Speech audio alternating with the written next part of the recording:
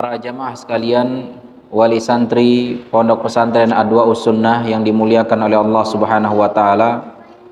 Alhamdulillah, puji syukur kita panjatkan kehadirat Allah Subhanahu wa taala yang telah melimpahkan begitu banyak kenikmatan karunia kepada kita semuanya, sehingga di kesempatan yang berbahagia ini kita kembali dimudahkan oleh Allah Subhanahu wa taala untuk sama-sama kita di dalam majlis yang insyaallah diberkahi ini, untuk saling kita nasihat menasehati dalam kebaikan dan juga kebenaran. Para jamaah sekalian yang dirahmati oleh Allah Subhanahu wa taala, tidak lupa salawat dan salam kita kirimkan kepada Nabi besar Muhammad sallallahu alaihi wasallam, juga kepada keluarganya dan kepada seluruh sahabatnya tanpa terkecuali. Para hadirin dan hadirat yang dirahmati oleh Allah Subhanahu wa taala, sedikit kembali kita reviewkan tentang apa yang sudah kita bahas di pertemuan yang lalu, bahwa ketika seseorang telah mempelajari apa-apa yang harus dipelajari di dalam agama ini, yaitu mempelajari tentang ma'rifatullah, mempelajari tentang ma'rifatun Nabi sallallahu alaihi wasallam, dan juga mempelajari tentang ma'rifatu dinil islami bil adillah, yaitu mempelajari tentang agama ini sesuai dengan bukti dan juga dalil. Yang kemudian tentu setelah kita mempelajari ilmu, maka konsekuensinya adalah kita diharuskan untuk mengamalkan. Dan sebagaimana ini yang telah dinukilkan oleh Syekh Muhammad At-Tamimi rahimahullahu taala dalam salah satu risalah beliau, di mana beliau mengatakan setelah ilmu yaitu al-amal bihi, yaitu kita mengamalkan. Dan setelah kita mengamalkan, maka kemudian ada konsekuensi berikutnya, yaitu ad-da'watu ilaihi, di mana kita berkewajiban untuk mendakwahkannya. Dan kita sudah paparkan itu tentang bagaimana kita seharusnya mendakwahkan, yang mana makna dakwah tidak dipersempit hanya pada makna orang-orang yang mungkin berbicara di balik mimbar atau berkhutbah atau berceramah. Tidak hanya sebatas itu, tetapi setiap kita bisa berperan di dalam dakwah. Salah satunya adalah dalam ruang lingkup terkecil, kita bisa berdakwah di tengah keluarga kita. Kita bisa mengarahkan kepada suatu hal yang baik kepada anak-anak kita, kepada pasangan kita, kepada orang tua kita, dan kemudian menyebar kepada tetangga kanan kiri depan belakang, kepada teman dan seterusnya. Sehingga itu semua bisa kita lakukan ya dengan cara yang ma'ruf, dengan cara yang baik, dengan cara yang hikmah. Tidak kemudian dengan cara-cara yang serampangan yang akhirnya kemudian lebih besar mudarat daripada manfaatnya. Dan ini sudah kita paparkan.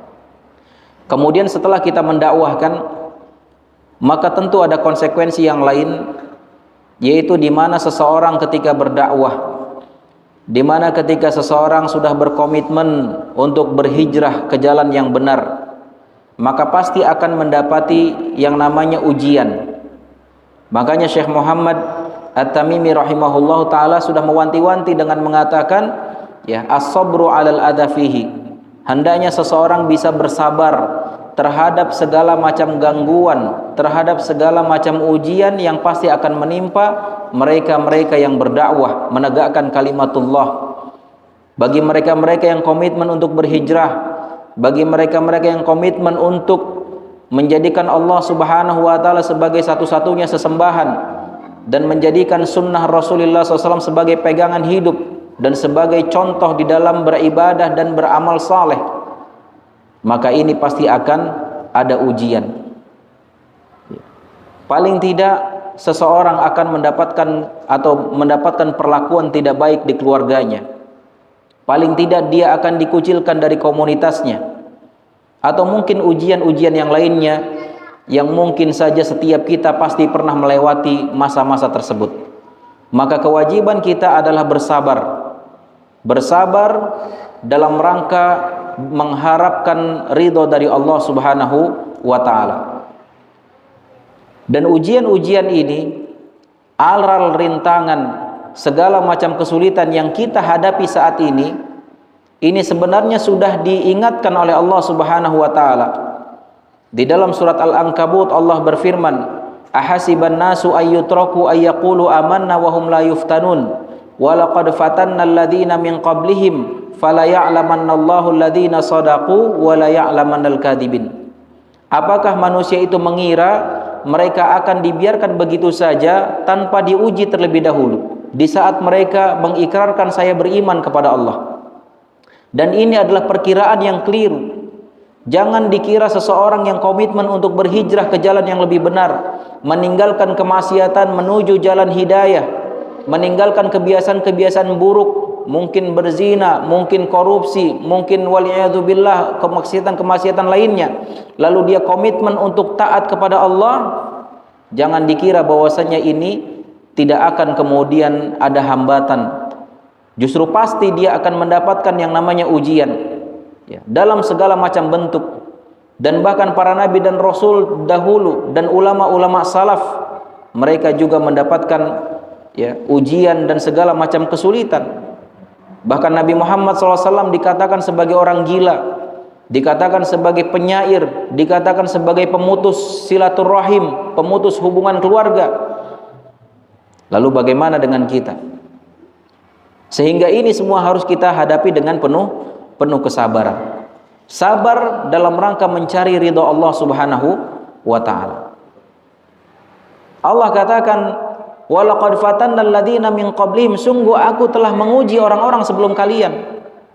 Jadi di saat ini, di saat kita sedang berkeluh kesah dengan segala macam ujian yang kita hadapi karena sebab kita berdakwah di jalan Allah, karena sebab kita hijrah di jalan Allah, maka ingat bahwasanya orang-orang dahulu juga sudah melewati seperti apa yang kita lewati, bahkan lebih dahsyat. Makanya jangan mengeluh.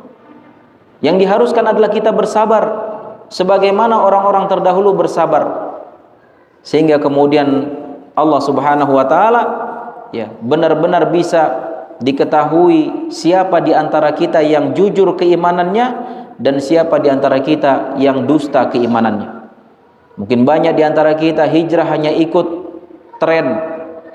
Ketika kita saksikan banyak artis-artis hijrah, kemudian kita ikuti tren itu, ya, idola kita hijrah, kita juga ikut hijrah. Ketika kemudian artis itu futur, balik lagi ke masa silamnya, maka kemudian kita pun ikut-ikutan. Ini berarti belum jujur hijrahnya. Seseorang yang jujur hijrahnya adalah dia komitmen berada di atas kebaikan, meninggalkan segala keburukan sampai akhir hayat menjemput. Yang kemudian Allah Subhanahu wa taala sudah menjanjikan, "Innama yuwaffas sabiruna ajrahum bighairi hisab." Sesungguhnya Allah Subhanahu wa taala menetapkan ganjaran bagi orang-orang yang bersabar dengan ganjaran yang tiada batasnya. Pahalanya tidak ada batasnya, unlimited. Di saat disebutkan bahwasanya ketika Anda berpuasa maka pahalanya sekian, sholat pahalanya sekian, baca Quran pahalanya sekian, tapi khusus untuk sabar, khusus untuk ibadah sabar, maka pahalanya tidak ada batasnya. Dan ini menunjukkan betapa luas, betapa besar pahala yang disiapkan oleh Allah bagi orang-orang yang bersabar. Tapi ingat para jamaah sekalian yang dirahmati oleh Allah Subhanahu wa taala, sabar di sini maksudnya bukan kemudian kita diam saja. Dan bukan juga hanya sekedar ucapan, "Iya Ustadz, saya bersabar deh." Tidak. Ya.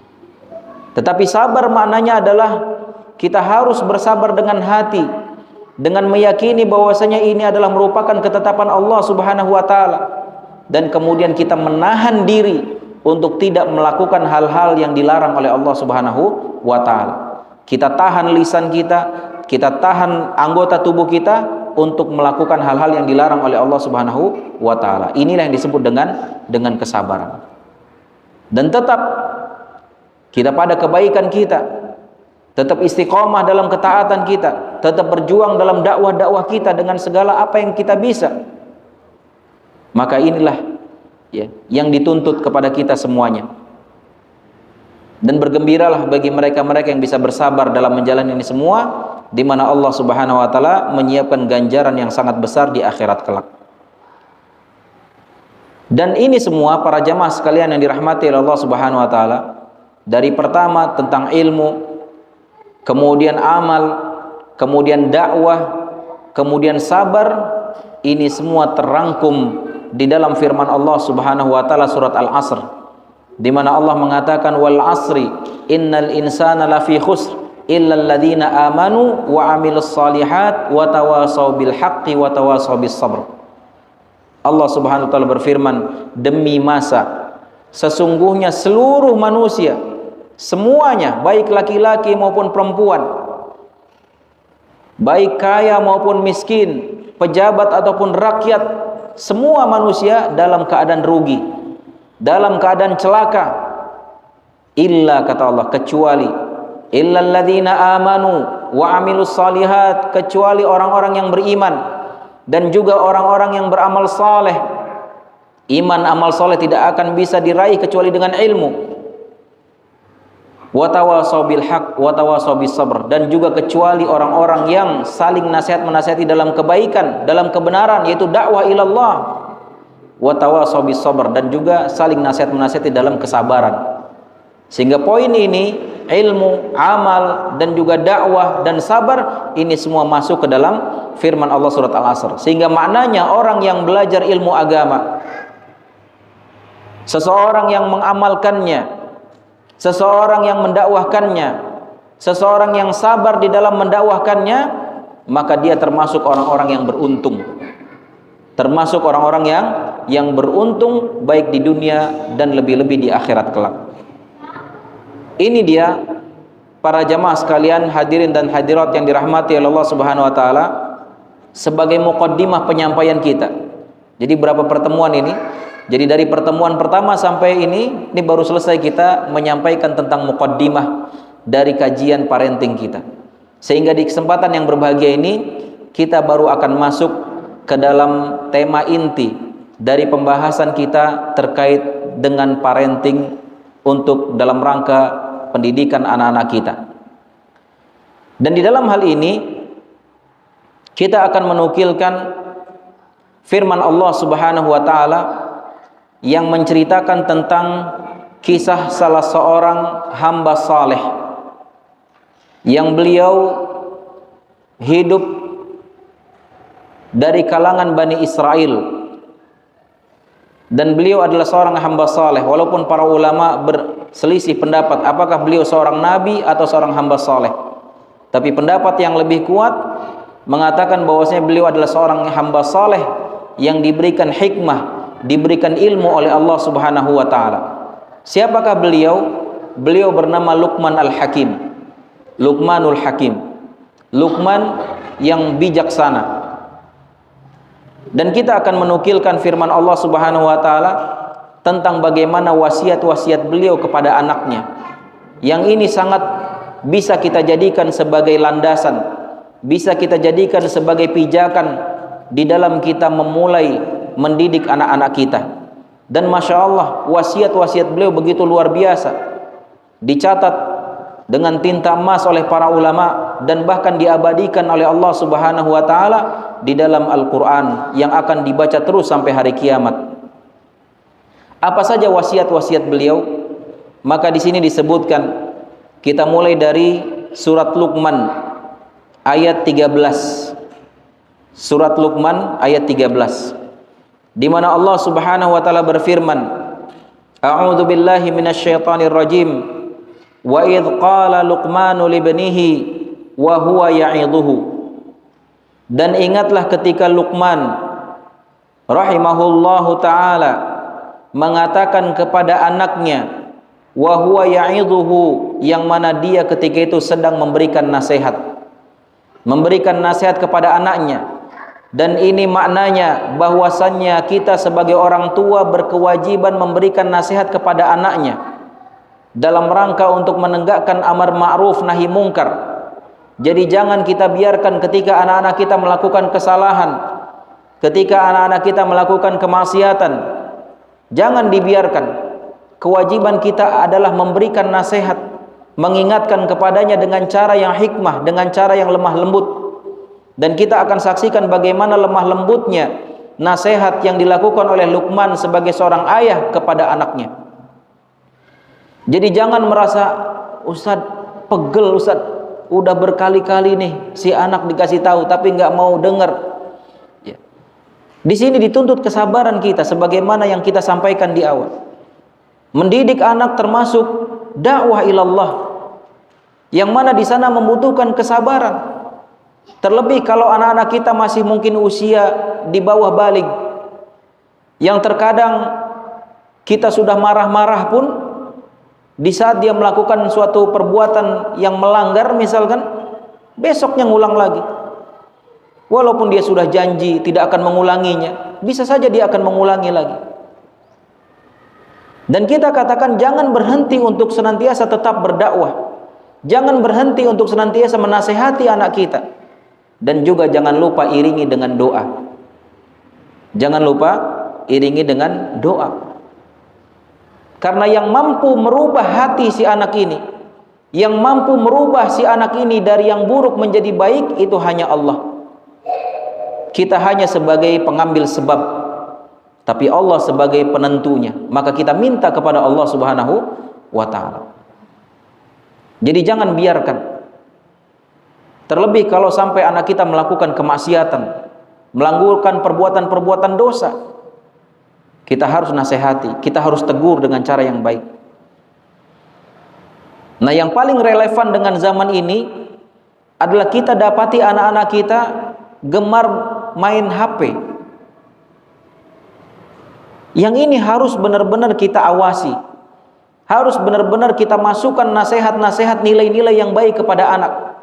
Kalaupun memang tidak bisa dihindari, di mana si anak ini mau tidak mau harus pakai HP, apalagi zaman kemarin ketika pandemi. Yang dahulu sebelum masa-masa pandemi, anak-anak kalau bisa jangan pakai HP. Tapi di masa pandemi semua diwajibkan pakai HP. Tapi kemudian beralih fungsi, sehingga kemudian malah disibukkan dengan membuka akun-akun tertentu, membuka YouTube lah, atau main game dan lain sebagainya. Yang ini semua kalau tidak kita katakan maksiat, minimal suatu hal yang melalaikan. Sehingga orang tua harus memiliki batasan. Sehingga orang tua harus memberikan kontrol dalam masalah ini. Jadi jangan bosan mengingatkan kepada anak, jangan bosan menasehati, dan jangan terlalu longgar, jangan juga terlalu keras. Sehingga pandai-pandailah memposisikan di sini. Dan kemudian diatur hal-hal apa saja yang bisa dibuka di sana.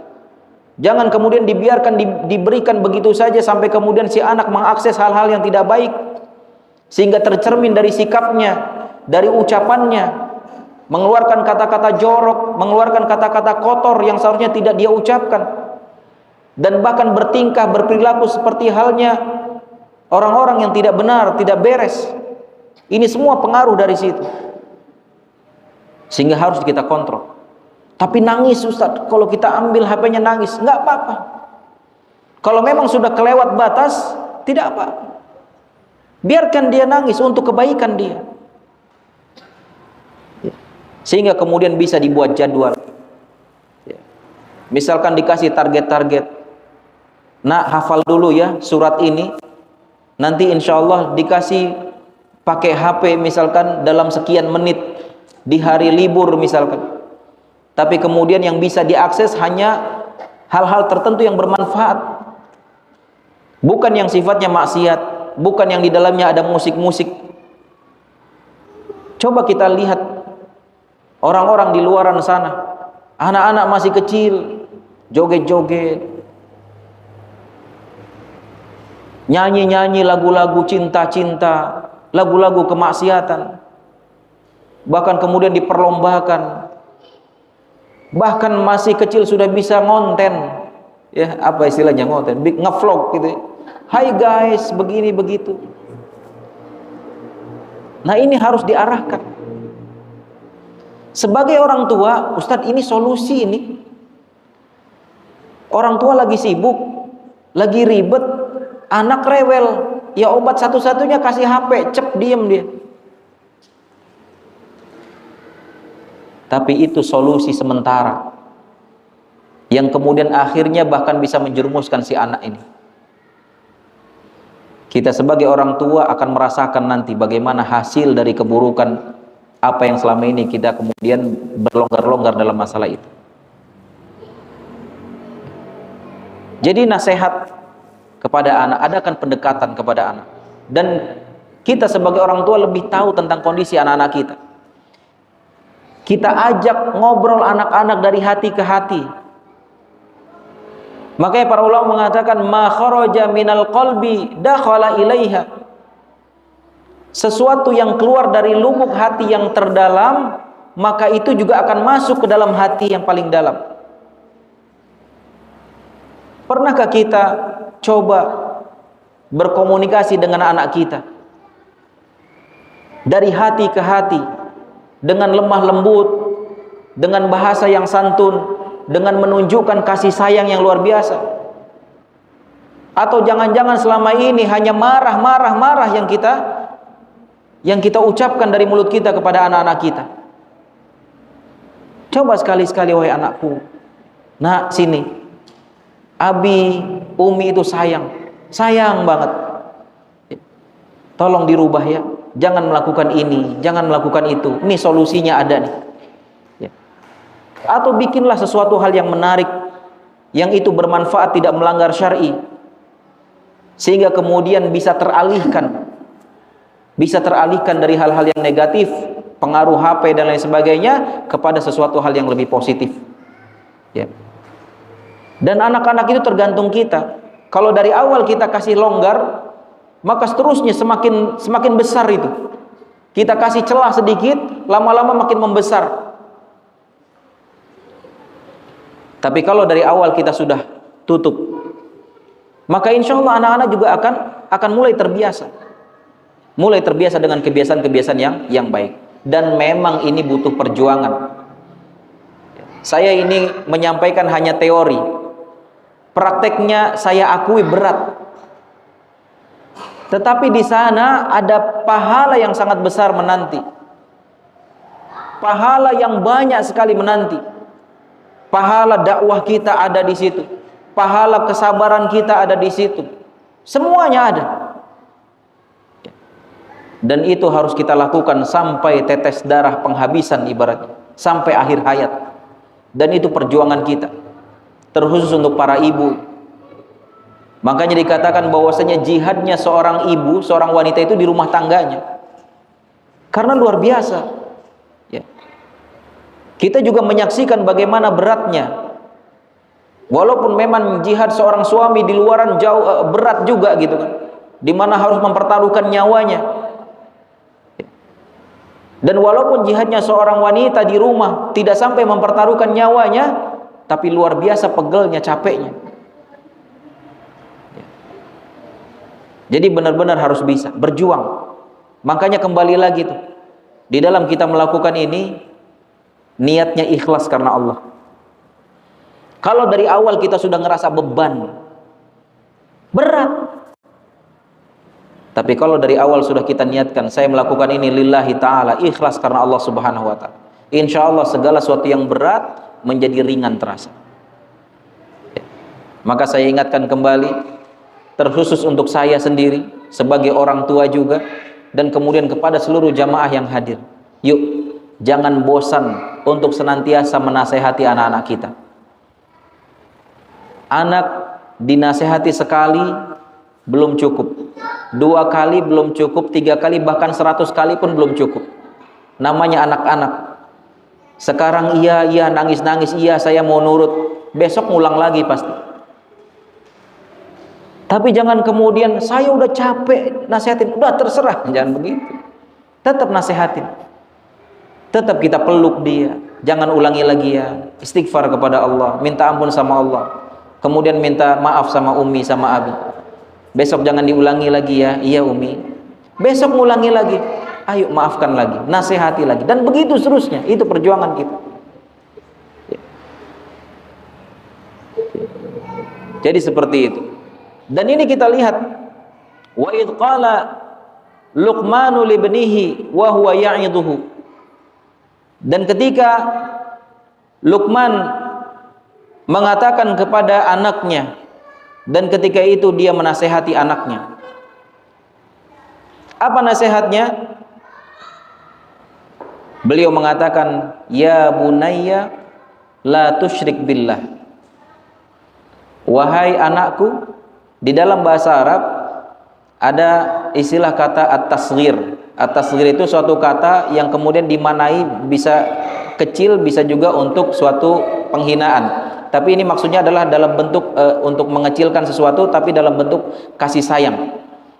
Dengan mengatakan ya bunayya. Sebenarnya bisa aja mengatakan ya ibni, ya wahai anakku. Tapi ini bunayya, ini adalah panggilan paling lembut untuk anak. Jadi kalau bahasa kita mah sayang gitu ya, anakku gitu ya. Ini panggilan yang sangat lembut, yang menunjukkan besarnya kasih sayang orang tua kepada anaknya. Dan begitulah kita seharusnya dalam menasihati anak kita. Panggil anak kita dengan panggilan-panggilan sayang. Anakku, sayangku, cintaku gitu kan. Jangan manggil, "Woi si anu apa gitu." Dengan panggilan-panggilan yang jelek. Apalagi dengan menyebut nama binatang gitu kan untuk anak-anak kita. Jangan. Panggillah dia dengan panggilan yang baik, dengan panggilan yang lembut, lemah lembut, sehingga kemudian ketika orang tua memanggil anak dengan panggilan yang penuh kasih sayang, si anak tuh sudah merasa, masya Allah nih, orang tua saya sayang. Berarti apa yang akan disampaikan oleh orang tua saya setelah ucapan panggilan lembut itu berarti sesuatu yang bermanfaat untuk saya. Jadi di alam bawah sadar seolah-olah seperti itu. Mai diawali ya bunayya, wahai sayangku, anakku gitu kan, dan seterusnya. Dan itu juga yang dilakukan oleh Luqman Al-Hakim. Beliau mengatakan ya bunayya la tusyrik billah. Wahai anakku, janganlah engkau mempersekutukan Allah Subhanahu wa taala. Masya Allah, di dalam nasihat beliau langsung to the point. Di poin yang pertama, beliau berbicara tentang masalah tauhid.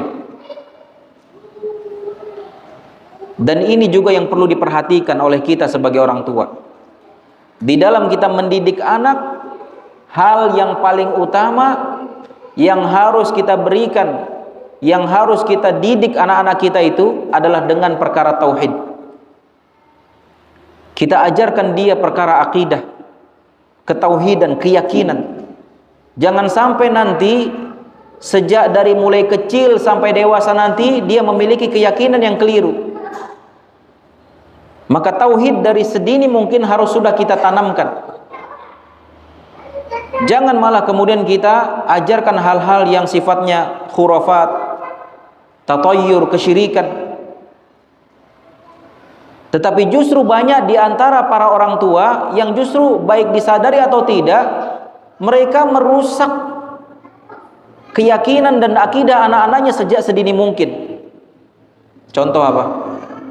Ditakut-takutin. Ya.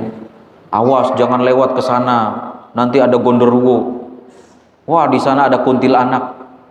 Makanya banyak kita dapati anak-anak kita tuh kalau suruh ke kamar mandi gak berani dia sendirian. Bener gak? Minta ditemenin. Bahkan kalaupun kamar mandinya ada di kamar, orang tuanya ada di dalam kamar, si anak mau ke toilet, paling tidak pintunya harus dibuka supaya kelihatan, karena takutnya. Nah ini adalah karena sebab apa? Mungkin selama ini didikan kita keliru. Kita sudah sering menakut-nakuti anak-anak kita. Anak-anak rewel nih, udah waktunya tidur, nggak tidur. Nanti ada setan, nanti ada apa gitu kan. Anak takut.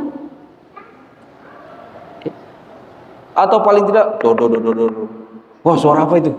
Wah ada suara ini. Takut. Ini merusak akidah. Khawatir merusak akidah, dari mulai kecil udah begitu. Nah ini harus kita luruskan.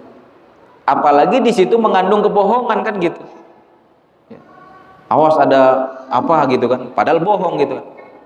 Dia tujuannya supaya anak nih takut terus cepet tidur gitu kan. Karena Ustaz udah pegel nih dari pagi ngurusin anak, ngurusin bapaknya, ngurusin segala macam gitu kan. Ini anak udah malam, saya udah teklok, udah capek, pengen istirahat, anak belum tidur juga nih, masih seger. Ya udah ditakut-takutin gitu, langsung tidur. Ya iya emang efeknya dia langsung tidur. Kita bisa rebahan, bisa istirahat. Tapi kemudian ke akidah dia, ini bisa berbahaya. Ya. Jadi ini perlu diperhatikan. Poin yang pertama yang harus kita berikan kepada anak-anak kita dalam mendidik mereka adalah kita menanamkan tauhid yang benar. Ya, kita sampaikan kepada dia tentang siapa penciptanya dengan bahasa anak-anak. Ya. Bahwasanya yang menciptakan kita semua itu adalah Allah.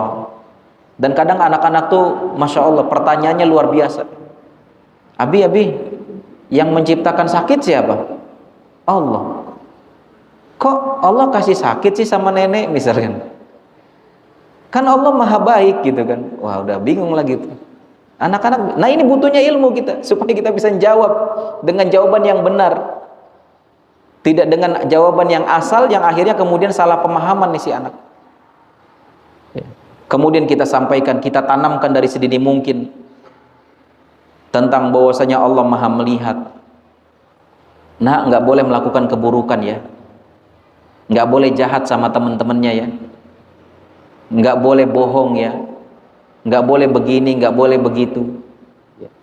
Walaupun Umi nggak ada, walaupun Abi nggak ngelihat, tapi Allah pasti melihat. Kita tanamkan keyakinan kepada anak-anak kita tentang muraqabatullah, pengawasan Allah, bahwasanya Allah tuh maha melihat. Sehingga walaupun orang tua tidak mengawasi, dan memang tidak bisa tentu 24 jam mengawasi anak-anak kita, nggak bisa. Sehingga kemudian di saat kita menanamkan kepada mereka tentang rasa takut kepada Allah, tentang bahwasanya Allah maha melihat, maha mendengar mereka, maka insya Allah mereka pun akan merasa takut di saat ingin melakukan keburukan, walaupun itu jauh dari pandangan orang tuanya, sudah tertanam dalam hati. Begitu juga dijelaskan tentang kalau melakukan kebaikan, ya, tidak usah dipamer-pamer karena Allah melihat. Ya. Allah maha melihat, innallaha bima ta'maluna basir.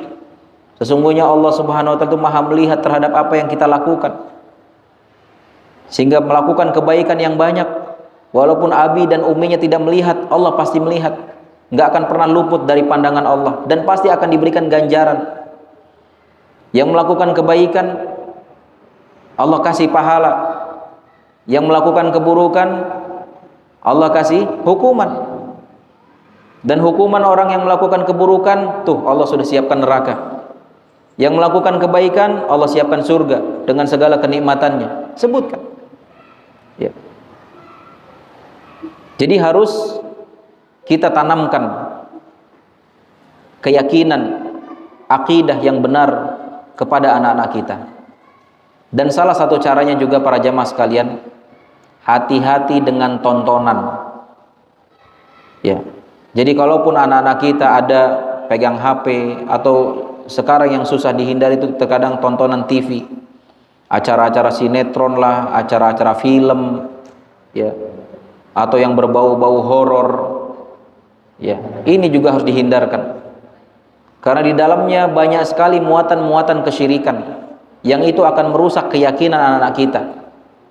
Ya. Dengan penampilan apa, ada pocong-pocong lah, jin lah, tuyul lah, apa segala macam. Yang ini semua akan merusak akidah mereka. Maka jauhkan. Ya. Kalaupun seandainya tidak sengaja terlewatkan acara seperti itu ditonton anak-anak, langsung segera kita mengambil sikap. Kita tunjukkan bahwasanya itu tidak boleh. Kita tunjukkan bahwasanya kita tegas untuk tontonan-tontonan yang seperti ini tidak boleh sama sekali. Kita harus tegas. Tapi kemudian kita harus ada solusi. Lalu apa yang boleh? Nih kita kasih yang lain, ya, yang isinya misalkan pelajaran, tetapi mengasyikkan bagi anak-anak dan tidak menyelisih syar'i, dan hal-hal sejenisnya banyak insya Allah. Atau mungkin kitanya bisa berkreasi sendiri, ya, bikin misalkan mainan dengan apalah gitu, sehingga kemudian anak merasa seru untuk bermain itu tanpa harus memegang gadget atau melihat tontonan. Ya, intinya bagaimana caranya kita di dalam mengawali didikan kita kepada anak-anak kita, itu adalah mengedepankan unsur ketauhidannya, yaitu kita menjaga keyakinan anak-anak kita jangan sampai rusak, jangan sampai kemudian ya terjadi perilaku-perilaku kesyirikan tanpa kita sadari. Yang ini adalah suatu hal yang sangat berbahaya yang harus kita hindari. Ya, dan di sini nasihat dari Luqman Al-Hakim, beliau mengatakan, ya bunayya la tusyrik billah.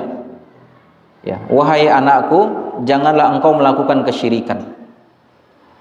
Nah, kenapa ini dijadikan sebagai nasihat yang paling utama untuk disampaikan kepada anak-anak kita? Karena kesyirikan merupakan suatu dosa yang sangat besar. Bahkan di dalam lanjutan ayat ini dikatakan innasyirka la dzulmun adzim. Kenapa Luqman memberikan nasihat kepada anaknya untuk jangan mendekati kesyirikan? Karena kesyirikan ya adalah sebuah kezaliman yang sangat besar. Jadi dosa yang paling besar, kezaliman yang paling besar adalah kesyirikan kepada Allah Subhanahu wa taala. Yang mana Allah Subhanahu wa taala dengan tegas mengatakan di dalam surat An-Nisa, innallaha la yaghfiru ayyushraka bihi wa yaghfiru ma duna dzalika liman yasha. Sesungguhnya Allah Subhanahu wa taala tidak akan mengampuni dosa kesyirikan. Ya, catat baik-baik ini. Sesungguhnya Allah tidak akan mengampuni dosa kesyirikan. Dan Allah akan mengampuni dosa selain dari dosa kesyirikan. Jadi kalau ada dosa nih yang dosanya di bawah dari kesyirikan, tidak sampai derajat kesyirikan, maka apa kata Allah? Wa yaghfiru ma duna dzalika liman yasha, dan Allah akan ampuni dosa-dosa itu. Jadi selagi dosanya selain dari dosa kesyirikan, masih ada harapan diampuni oleh Allah. Tapi kalau dosanya dosa kesyirikan, tidak ada ampun. Allah tidak akan ampuni. Maknanya dia kekal di dalam neraka kalau seandainya mati dalam kesyirikan. Belum sempat bertobat, dia misalkan melakukan perilaku-perilaku kesyirikan seperti menyembah kepada selain Allah, seperti beribadah untuk selain Allah, seperti meminta, meyakini bahwasanya ada zat lain yang mampu atau makhluk yang mampu untuk melakukan hal-hal yang hanya bisa dilakukan oleh Allah. Maka orang-orang seperti ini ketika dia mati belum sempat bertobat, maka dia kekal di dalam neraka. Beda dengan dosa lain. Waliyadzubillah, misalkan ada dosa berzina atau dosa membunuh sekalipun atau dosa-dosa lainnya, maka itu masih ada harapan diampuni oleh Allah. Makanya para ulama mengatakan dia di bawah kehendak Allah. Jika Allah berkehendak, Allah ampuni langsung masuk dalam surga. Dan kalau Allah berkehendak pun, Allah akan mengadab dia terlebih dahulu di neraka sampai bersih dari dosa-dosanya, lalu kemudian endingnya di surga. Maka ini yang harus kita lakukan. Tentu kita nggak mau anak-anak kita terjerumus ke dalam neraka. Kita ingin sebagaimana di dunia bareng-bareng, kita pengen juga di akhirat bareng-bareng di surga tentunya, bukan di neraka kan gitu. Ya, sehingga ya ini yang harus diperhatikan. Bahwasanya Luqman menasihatkan kepada anaknya, yang nasihat pertama adalah la tusyrik billah, jangan melakukan kesyirikan kepada Allah Subhanahu wa taala. Dan insyaallah di pertemuan yang akan datang kita akan lebih perinci lagi tentang apa sih hal-hal yang terkait dengan kesyirikan ini. Ini supaya kita faham. Ya, karena bahasa syirik itu kan terkadang di masyarakat kita disalahfahami. Ya, orang iri dibilang syirik gitu kan. Padahal kan suatu hal yang beda maknanya itu. Tapi dibahasakan kita iri artinya syirik gitu, atau syirik diartikan iri. Ya, sehingga banyak salah faham dalam masalah itu. Maka insyaallah di kesempatan yang akan datang akan kita lebih perincikan lagi apa sih yang dimaksud dengan syirik, dengan pembagian-pembagiannya, sehingga jangan sampai kemudian kita terjerumus ke dalam perbuatan syirik tersebut.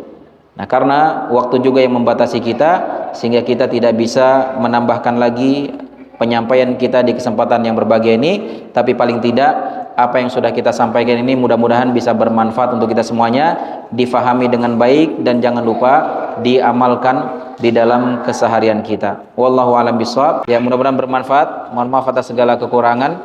Terima kasih ya atas segala partisipasinya, kehadirannya. Mudah-mudahan bisa istiqamah. Ya, dan kita tutup dengan doa kafaratul majlis. Subhanakallahumma wa bihamdika asyhadu an la ilaha illa anta astaghfiruka wa atubu ilaik. Assalamualaikum warahmatullahi wabarakatuh.